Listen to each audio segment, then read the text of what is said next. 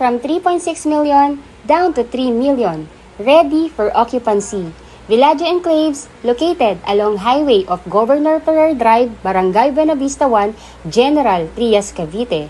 40 minutes away from PTEX Terminal and Naiya Road through Cavitex Expressway. Duplex type, complete finish with tiles, 80 square meter lot area, 55 square meter floor area, 3 bedrooms with built-in cabinet, 2 toilet and bath, 2 car garage and provision for dirty kitchen and laundry area. 5 units left. 3 million total contract price, only 65,000 down payment to move in, and 22,000 monthly amortization through bank financing. Kung ang 3 million sa iba ay bare townhouse, dito, duplex complete finish with big lot ka na. General Trias, Cavite pa. Reserve na!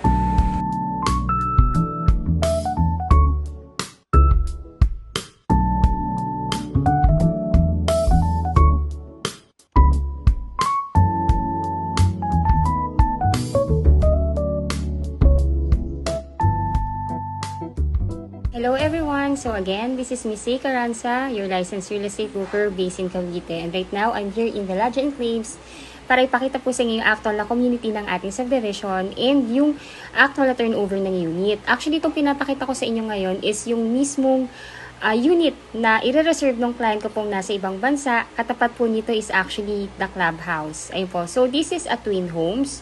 Same din po siya ng unit model sa Estancia Enclaves and sa Valencia Enclaves. Again, si Villaggio Enclaves, General Trias, Cavite, is a sister subdivision po ng Valencia Enclaves at ng Estancia Enclaves. Kaya, same lang din po yung house model na makikita ninyo. So, this unit po is an 80 square meter with a 55 square meter floor area. Pag tinurn over po sa inyo to, complete finish with tiles. Sa ground floor po, naka-ceramic tiles na siya. Sa second floor, naka-wood tiles na po yan. Meron po itong 3 bedrooms, may 2 toilet and bath with 2 car garage and provision for your dirty kitchen and laundry area. Right now po, nandito ako sa likod ng ating provision for the dirty kitchen and laundry area. It is 3 meters yung wide niya, kaya kung gusto niyo po siyang i-extend at ilipat dito yung dirty kitchen or magdagdag ng dirty kitchen, you can do that po kasi malaki pa po yung likod.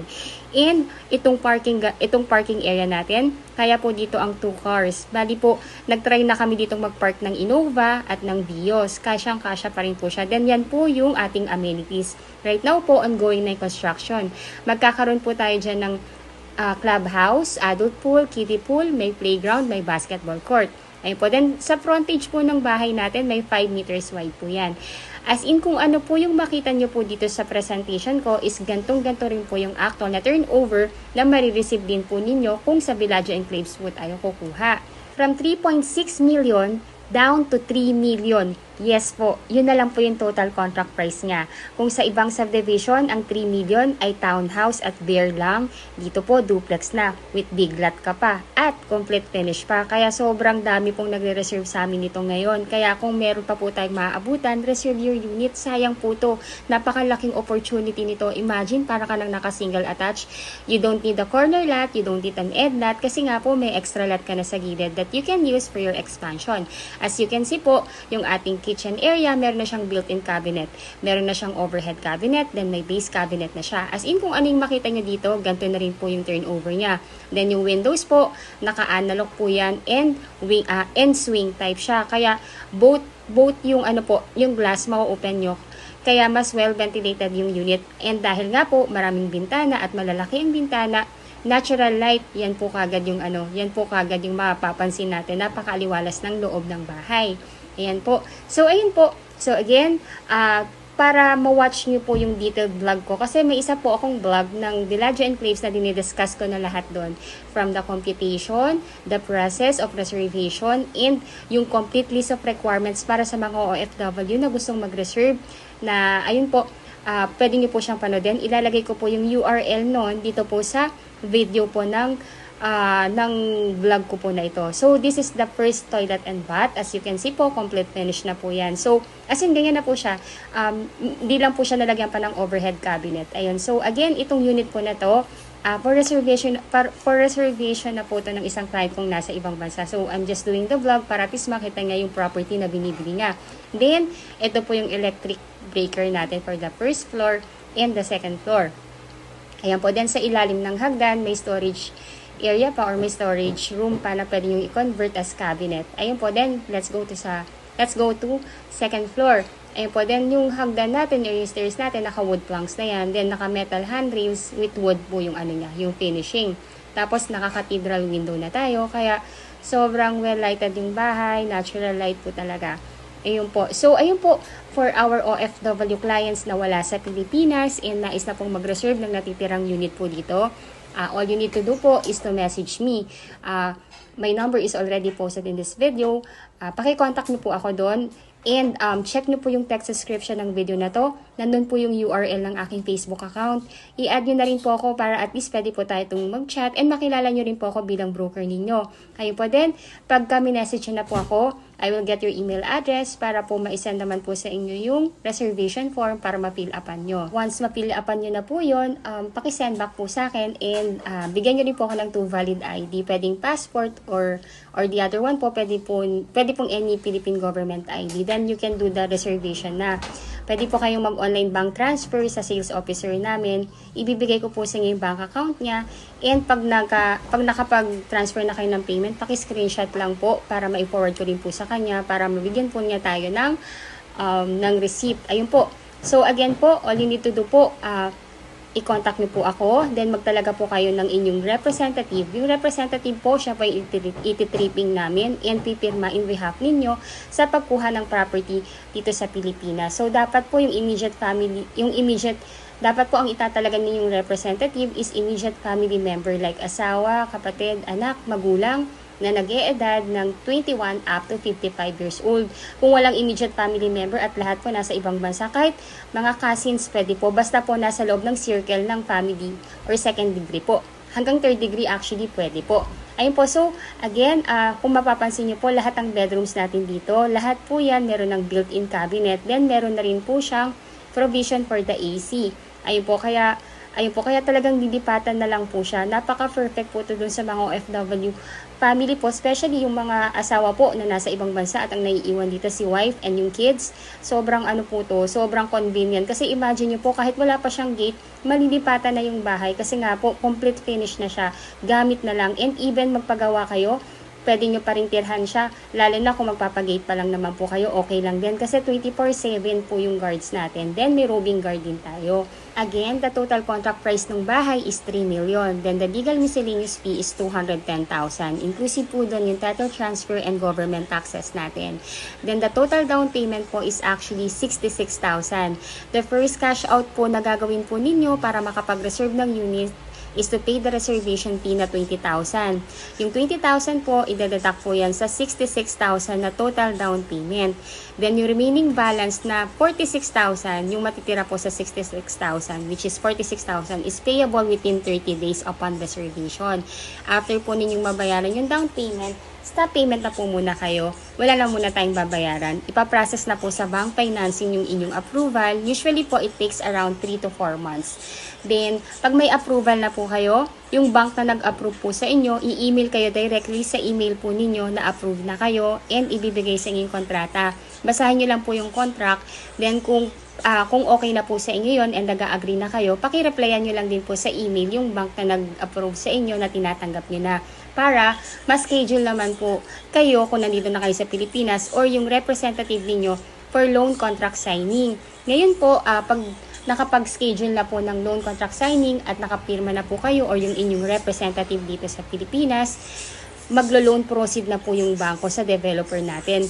Once natanggap na ng developer natin yung loan proceeds, hihingi naman po yung developer natin ng at least 30 days para sa unit preparation and acceptance ninyo ng unit.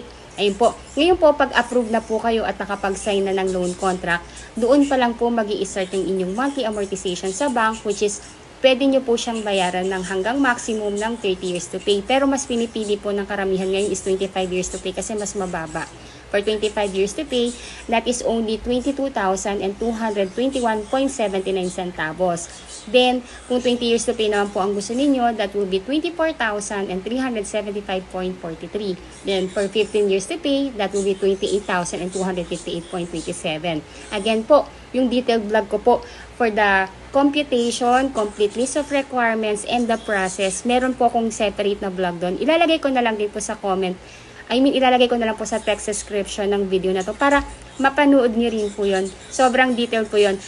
I'm sure sa mga subscriber ko na I know that you know me already na pang nag-vlog ako, detalyado. Kasi as much as possible, I really wanted po na maging worth yung pag-watch ninyo sa napakahaba kong vlog. Ayun po. Again, if you think po na nakakatulong po ako sa inyo, para magkaroon ng kaliwanagan sa pagkuha ng property dito sa atin sa Pilipinas, kindly subscribe naman po and like my video para makagawa po ako ng mga iba pa nating mga updates sa pabahay dito sa atin sa Cavite. Ayun po. So again po, 'di ba po, na-approve na tayo ng bank and nagkaroon na ng loan proceeds sa developer at hihingi si developer ng 30 days para sa acceptance and inspection ninyo. Habang naghihintay tayo ng schedule, pwede nyo na pong bayaran yung move-in fee sa developer natin, which is 15,000 pesos. Yung move-in fee na 15,000 is para po yun sa application ng water and Meralco ninyo. Sila na po yung mag-a-apply in behalf ninyo na instant po kayo para at least wala na pong masyadong hassle para pag sa inspection and acceptance ninyo, may mga utilities na po yung bahay and ready na talagang malipatan. Ayun po. So again, kung OFW po kayo, kailangan nyo lang po akong i-contact at magtalaga lang po kayo ng inyong representative dito sa Pilipinas. You can do your online reservation anytime. Ayun po. Again, if you are new to my channel, please do me a big favor po. Please subscribe and hit the bell button found at the lower right of this video screen. Again, I'm Miss Caranza. I'm the licensed real estate broker and I have 2 best agent na pinagkakatiwala ang sumagot din ng lahat ng inquiries ninyo. Magagaling din po to. Si Miss Stephanie Francisco at si Miss Ella de la Cruz. Ayun po, our number is already posted. Add nyo po kami sa Facebook at least para makilala nyo rin po kami and makapag-chat po tayo. Ayun po, so itong model house po is to give you idea lang po kung paano natin mas mapapaganda pa yung unit. As you can see po, kanina po, di ba maganda na yung actual na turnover. What more pa po kung pagagandahin nyo pa ng ganito. Sobrang ganda, para ka lang nasa hotel. Ayun po, so, ayun po. So again, we only have limited units. Nag-open house kami for 2 days. In 2 days po, 11 units yung nasolve namin. Right now po, may 6 units na lang na available. Kaya napakaswerte po ng mga kliyente po namin makakaabot pa sa remaining na unit. Imagine po, 3.6 million down to 3 million. And I'm sure po, nagsha-shop na rin po kayo sa ibang sa ibang subdivision. Chine-check nyo na rin yan. Ang 3 million sa ibang subdivision po, I know that you know na townhouse lang yan at there. Ayun po.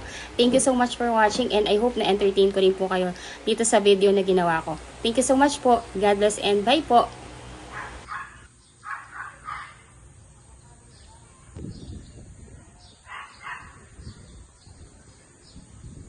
Hello everyone. So ayun, so ito naman po pinapakita ko sa inyo is itong vicinity map ng ating subdivision dito sa Villaggio Enclave. So again, ang ating subdivision is located along Governor Ferrer Drive, General Trias, Cavite. Yung mismong barangay is Barangay Buena Vista 1. So ang landmark natin is Villaggio Ignacio Subdivision. Nakatayo pa yung subdivision natin sa loob ng Villaggio Ignacio Subdivision. This is also owned ng Raymolan Land. So again, ito po yon. Along highway lang siya. Ayan po. So ayun, so pakita ko po yung ating accessibility. Ayun po, so this is Cavitex. Ito yung Cavitex. Then from here, MOA.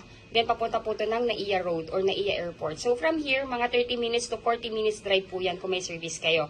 Ngayon po, diretso lang po siya. Then, ngayon po kasi nagkaroon ng extension si Cavitex or si Cavitex Expressway. So, meron na po ditong accessibility diretso dito sa atin. So, kalye po yan. Dito po yung tagos niyan. So, ito na yung subdivision. Kung may service po kayo, nadadaanan na to, dito na kami dumadaan pag magti-tripping kami dito sa Villaggio Enclave. So, ang ganda dire-diretso lang po siya. Ngayon po, kung wala pa naman po kayong service or meron po kayong mga kamag-anak na mag-commute, pwede pa rin pong, very commuter-friendly rin po ito. Kasi from the PTEX terminal, may mga buses doon na sakayan ng tansa. Yun po yung sakyan niya. Then sabihin lang po sa konduktor na ibaba siya dito sa Robinson General Trias. So from here po, ang tawag namin dito is Antero Soriano Road. So baba lang siya dito, then tawid po dito. May terminal po dito ng jeep na dire-diretso na po yan dito sa atin sa Villaggio. Ganon siya ka-accessible. Dalawang sakay lang siya. Ayun po, then this is highway po again. So paglabas ang subdivision, may mga jeep na rin going dito sa Robinson Tejero, papunta po ng pag nandito na kayo, may mga sakayan din na buses diretsong PTEX, papunta ng Mall of Asia, and mga terminal going ng Zapote, Las Piñas, SM Bacoor. So, ayun po. Yan, dito rin po, may mga jeep din po na diretso ng pa SM 13. So, ayun po. So, kung titinan niyo po, nasa gitna lang po tayo halos ng lahat. Kasi po, ayan po yung ating accessibility.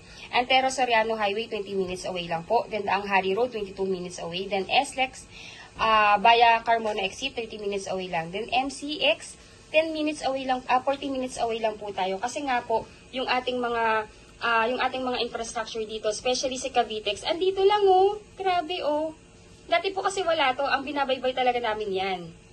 Pero okay lang din kasi po commuter friendly naman siya. Ang mahalaga po kasi sa amin, yun nga po, napaglabas mo ng subdivision, may jeep na sakayan na kaagad. Hindi na kung saan ka pa pupunta para lang makasakay ng jeep. Ito yung kagandahan po sa lahat ng project ni Remo Lanlan. So ayun, grab the opportunity po. Habang meron pa, ang baba nito, 3 million lang po nito. Ayun po, so again, if you are new to my channel, please don't forget to subscribe and hit the bell button found at the lower right of this video screen. Ayun po, and kung gusto nyo din po mas ma-appreciate yung ating subdivision and para makita nyo rin yung other nearbys, check nyo po yung Google Map nyo po. Pero, sige po, ihabol ko na rin to. Nasaan na ba yung aking ibang presentation?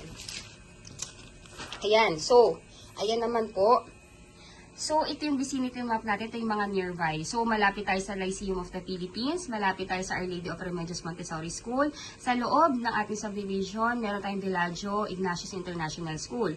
Ngayon naman, kung sa hospital naman, malapit po tayo sa De La Salle University Medical Center, Emilio Aguinaldo College Medical Center, and Gentry Medical Center. Then, sa malls, ayan, ang kagandahan po dito si Vista Mall, halos katabi lang natin. Malapit lang po yan sa atin. Then, si Robinson Place General Trias, NCB Central Mall. Ayun po, para mas ma-appreciate nyo rin po yung ating yung ating subdivision po. You can check din sa Google Map para at least makita nyo po yung mga other nearby or baka may iba pa kayong hinahanap. At least makita nyo yung mga nearby doon sa loob, doon sa subdivision natin. So ayun po. Thank you so much for watching. Medyo napahaba na po ito. Yung next na video, po yun, vlog ko po yun sa Valencia Enclaves. Ayun po, para magkaroon lang kayo ng idea kung ano yung itsura ng actual na turnover ng Villaggio. Kasi same lang din po with Valencia Enclave and Estancia Enclaves. Ayun po, thank you so much for watching and bless you all po. Hello everyone, I'm back. So ito naman pong ipinapakita ko sa inyo is yung complete list of requirement as an OFW na wala sa Pilipinas. Sa ating mga kababayang OFW na nais na pong mag-reserve ng kanilang pangarap na bahay, ngunit ang iniisip po ay dahil wala nga po dito sa Pilipinas, all you need to do po kung gusto nyo na mag-reserve ay i-message po ako sa aking Philippine number, Viber or WhatsApp, or kindly add me sa aking Facebook account na nandito po sa URL ng text description ng video po na ito. So, ayun po. So, kung gusto nyo na mag-reserve, ang una ko pong gagawin ay hingin ko po yung inyong email address para ma-send ko po sa inyo reservation form. Then, pag na-receive nyo na siya, kindly fill up po yung reservation form and i-attach nyo po yung mga requirements na nasa inyo na. Ayun po. So, nasa inyo na po. Then, iba pwedeng to follow na. So, ayun po, i-discuss ko po sa inyo yung complete list of requirements. Ayun po. So, requirements through online reservation kasi majority talaga po is through online reservation na para for the convenience and para mauna po talaga tayo dito sa nag-iisang unit na available dito sa amin ngayon sa Villaggio. So, ayun po, filled out the reservation form. Then, pag na-fill out nyo na po, i-send back nyo po sa akin via email again. Then, attach po kayo ng 2 valid ID with 3 specimen signature. Then, compliance of other documents is within 15 days upon reservation po. So, para po sa ating mga kababayan or OFW na wala sa Pilipinas, magtalaga lang po kayo ng representative or SPA na siyang kakatawan sa inyo sa pagkuha ng bahay. Siya po ang ititripping at pipirma sa mga documents patungkol sa pagkuha ng inyong bahay. Dapat po immediate family member like asawa or anak or kapatid or magulang or pinsan or pamangkin or in-laws. Nakaipilido pa po na inyong asawa or anyone po basta kaipilido nyo pa po siya. Ayun po, or makikita sa kanyang middle initial na siya po'y part pa rin ng inyong ng family or kaipilido pa rin. Ayun, so dapat nag-i-edad po yan ng 21 to 55 years old. Hindi po allowed ang kaibigan. So ayun po, as requirement nyo po as OFW client, kailangan po namin ng inyong 2 valid ID with 3 specimen signature, husband and wife if married. Number 2, marriage certificate if married, birth certificate plus NOMAR if single. Then 1 by 1 ID picture or selfie picture po with white background, husband and wife if married po. Kami na po bahalang mag-print. TIN ID, husband and wife if married, latest job contract or latest COE with compensation po. Latest 3 months payslip, visa, permanent residence ID, oath of allegiance, or any proof of dual citizenship or any applicable po sa inyo kung kayo po residente na sa bansang pinagtatrabahuhan nyo po ngayon. Ayun, so number 8, latest arrival and departure stamp. Ayun po, so makikita naman po ito sa passport ninyo. So, isabay nyo na lang po sa pag-picture or sa pag-scan ng inyong passport itong latest arrival and departure stamp. Then, SPA form. Itong SPA form po, isasend ko rin po ito sa inyo kasabay ng reservation form. Ipiprint nyo po ito ng 7 sets. Lahat po yung 7 sets na yung pipirmahan nyo po. Then, yung isang set, dadalhin nyo po sa Philippine Embassy natin para magpa-consularize nyo po. Then, pagka na-consularize nyo na, kindly send back po yung original mismo. Lahat ng 7 sets na may original pirma ninyo at consularize sa inyong magiging representative dito sa Pilipinas para mapirmahan din po niya. If ever po na magkakaroon kayo ng problema or medyo mahihirapan kayo sa pagpapakonsularize, please let me know po. May solusyon po lahat ng bagay. Let us know po. Baka kaya naman natin ang gawan ng solusyon dito. Solusyon yan dito. Let us know lang po. Then, requirement naman po ng inyong magiging representative dito sa Pilipinas. Kailangan po namin ang kanyang 2 valid ID with 3 specimen signature. Then, latest POB or proof of billing like Meralco or water or internet bill na nakapangalan sa kanya. Kung wala pong nakapangalan sa kanya at meron po kayong proof of billing na nakapangalan sa inyo or sa asawa ninyo, yun na lang po yung gamitin. Pero kung yun nga po, wala pong nakapangalan na proof of billing sa inyo or sa asawa ninyo or dito sa inyong magiging representative, dahil nagre-rent po or nakatira sa relative, kindly gawa lang po ng certificate of residency. Yung may-ari po ng billing, gawa lang po siya ng letter na nagsasabi doon na doon nakatira yung inyong representative. Then mag-attach lang po ng 2 valid ID ng may-ari ng proof of billing with 3 specimen signature and okay na po yun. Ayun po, so ayun po. So, easy as 1, 2, 3 lang naman po yung pagkuha ng ating pangarap na bahay. And lahat po ng documents na to, I will leave on hand nyo na po yan. Ayun po. So, email nyo lang po sa akin yan. And ako na po yung bahalang mag-print yan at mag-file sa developer natin. Ayun po. So, again, unahan po to. Kasi po, nag-iisang unit lang talaga to. And napakarami nyo pong nag-aabang. So, if you are interested to reserve, let me know na. I-reserve na natin to. Thank you so much for watching and bless you all po. Ito naman po yung computation or yung actual computation ng unit natin dito sa Villaggio Enclave. So again, this is a twin homes, duplex inner unit. Complete turnover, meaning to say may tiles na po yan. Kung ano po yung napanood niyo exactly doon sa aking vlog or sa actual turnover, ganun na ganun din po yung marireceive ninyo. Then may 3 bedrooms. Lahat ng 3 bedrooms po, meron silang sariling built-in cabinet. Then may 2 toilet and bath with 2 carport. Lot area, 80 square meter. Floor area, 55 square meter. Again po, this is only 1 unit. Na-reopen lang po yan ito ngayon.